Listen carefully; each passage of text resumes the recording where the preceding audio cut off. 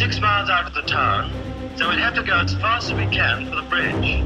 There's a railway bridge here, a pontoon bridge here, and this is the big one here. That's our objective. So the invasion of Europe was essentially staged from Britain. Millions of troops arrived in England, and the fact that they were able to hold out when they did against Germany, essentially alone in 1941, gave the Western Allies a base of operations that, had Britain fallen, the fate of the world and Europe would have been very, very different.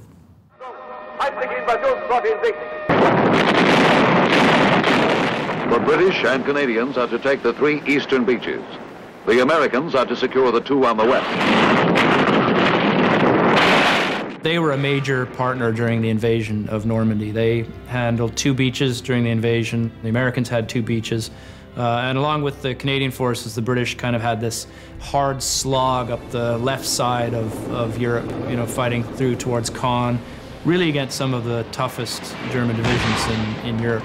And then up through Holland and into northwest Germany, we're setting a lot of our gameplay and maps in and around the kind of shattered infrastructure of this apocalyptic Germany. So the players are going to see some new areas and have some new areas to fight in as they experience the power of the British Army.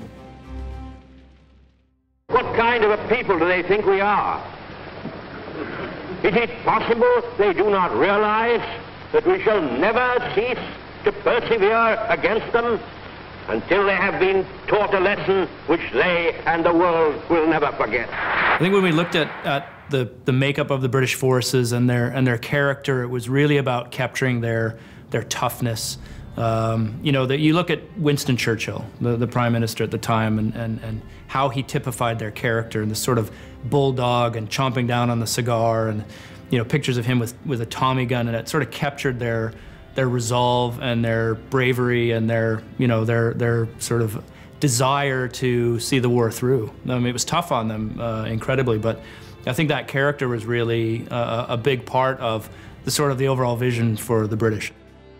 So one of the things that might seem obvious to people about Britain is the fact that it's actually comprised of a number of different nations, Scotland and Wales and Northern Ireland, and even England itself. There's broad areas of identifiable culture and accent, and these were things that we looked at as part of our casting process when we were building our unit designs and so on. We wanted, a Welsh engineer because they're tough and rugged and spend their lives in the coal mines, and they just don't take any crap.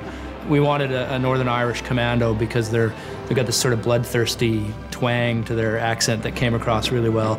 The Scottish sniper, a guy that grew up in the Highlands of Scotland hunting game and becomes an amazing sniper. And these are sort of part of the backstories around casting, but also informs how we kind of design a unit and the dialogue we write for it and sort of the flavor we want to deliver in a game.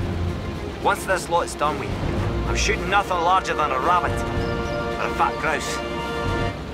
So one of the things we try to do at Relic is to deliver really varied play experiences, and especially on the Company Heroes franchise.